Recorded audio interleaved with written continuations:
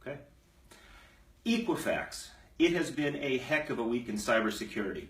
I've been getting a lot of calls from friends and colleagues about what this really means. I've had a couple of calls from media outlets on what this really means, and I've been trying to keep abreast as to what's happening with this. I've seen a lot of misinformation going out about the Equifax breach, so much so that I felt compelled, let's go live, let's make a video, and let's talk about what this means to us. So who are the us? 143 million working Americans now have their social security number, their name, their bank account information, and their address in the hands of some unknown bad guy. Well, that sounds really bad. Having said that, 60% of us were already in that boat. The dark web is where cyber criminals exchange this information, and roughly 60% of us already had our data out there from some other breach. So the doom and gloom around now it's everybody isn't as doomy or gloomy as it sounds. I keep hearing people bang the drum, credit freeze, credit freeze, credit freeze. Let's calm down for just a second and talk about this. When the Target breach occurred, I can speak from firsthand experience on that one.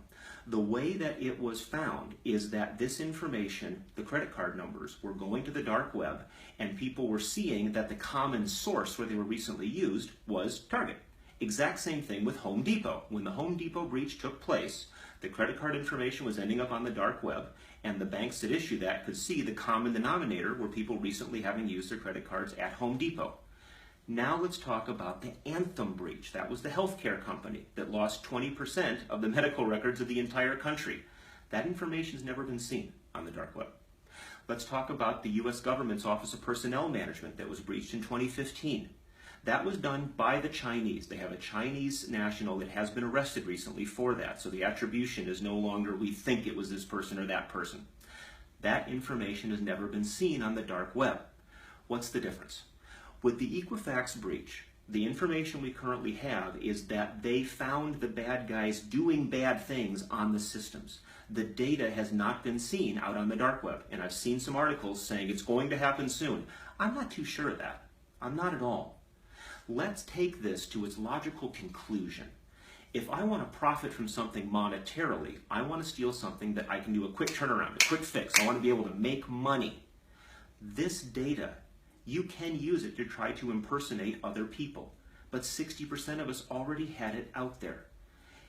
If we impersonate so many people that the credit system itself begins to break down, begins to have problems, we have a much more serious issue. That starts to devalue the currency. This is a government problem. This is what the Secret Service was originally designed for, was to ensure that the currency stayed strong. That's the kind of issue that we're talking about. Let's take it down to a more personal level.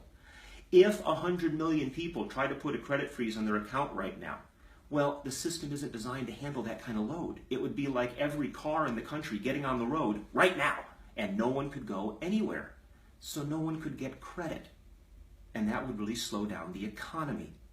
We know what happens when a lot of bad things happen at once. It happened 10 years ago when all of the houses that started going into foreclosure took that market down. It plunges into recession.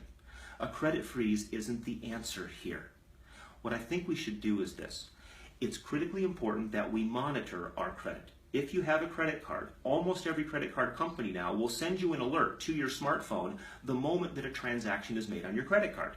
Even if it's one that was done online, if it was one that was done by you in person, you just get a little note saying such and such was just posted. And you can ignore it, or if you don't recognize it, you can call the credit card company. That's a really good idea, and it's just simple monitoring.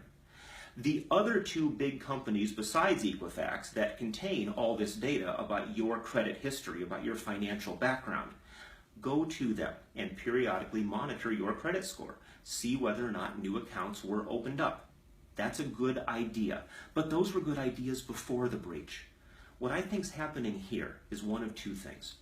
Either the information that they have now, well, they might try to use that to see if they can open up some accounts, but I think it's more going to be to try to spread panic, to have people try to see if they will spend less money and if they can alter our economy as a result of this, and we should not fall for it. The other thing that has me much more concerned is this. As of right now, Equifax has specifically said that the data about our historical credit information was not breached. Well, you guys have seen as many breaches online as I have. and new information just keeps coming out and keeps coming out and keeps coming out, and more breach issues tend to be exposed. Let's say that some bad guys do have that information, okay?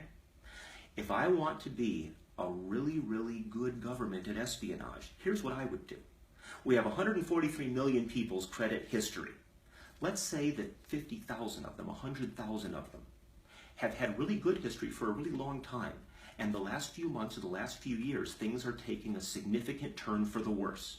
Maybe it was a layoff, maybe it's a health issue, maybe it's a divorce. It doesn't matter the issue. Someone that had a strong financial history is now having financial hardship, and it's blatantly obvious with this data. Now, let's do online social media searching, LinkedIn searching, and try to find the 50,000 people, the 100,000 people that have a certain title in their job, like big data analyst, cybersecurity researcher, defense contractor, someone that would have legitimate access to information that I as a foreign government would really want. Now let's take the intersection of those two. You have 100,000 people here who have hit hard times, and you have 100,000 people here with legitimate information to sensitive data.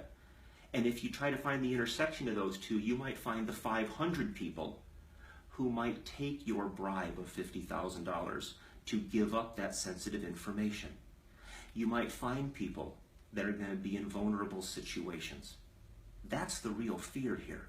The concern is our economy as a whole, and the concern is for people that are in compromised positions to be much more compromised as a result of this data. So what do we do about that? Well, I want to reiterate, it's important to monitor your credit. Have your credit card send things to your phones. Monitor your credit reporting. But the bigger thing that I want to encourage you to do is to reach out via email and phone call to your congresspeople and to your senators. Let them know that we need help to hold to account the companies that are being breached. The only way to get this to stop long term is to make it in companies' financial best interest to not be hacked. This is what's happening with the Takata airbag recall. I feel bad it put them into bankruptcy, but companies are being held to account to make safe devices. Decades ago, the Pinto issue, for those of you that remember that was an issue where a company had to be held to account for making a product that was inherently unsafe. When this data is leaked, it makes us as individuals inherently unsafe, and these companies have to be held to account. It's going to take legislative action to make sure that happens. It's also going to take behavior from us as individuals to favor companies that are taking this seriously. So how do we take it seriously? Well, the timing of this is very interesting. On October 1st, my book, Secure Enough, 20 Questions on Cybersecurity for Business Owners and Executives, is going to launch, and I'm very excited about it. For those of you that have been following me on Facebook or Twitter or LinkedIn, you've seen yesterday and today the post to try to help me pick a book cover, and I'm really excited to see which book cover is going to win. We've had hundreds of people already respond, and there isn't a clear dominant winner, which is very, very interesting. So I would love to have you go online and try to help me with that. Additionally, when this book comes out, it's going to be a great way to educate yourself on what the real world meaning is of these cybersecurity problems, how to think about them like a business person so that we can protect ourselves as individuals. Thank you so much for taking the time to watch. I really appreciate it. Take care.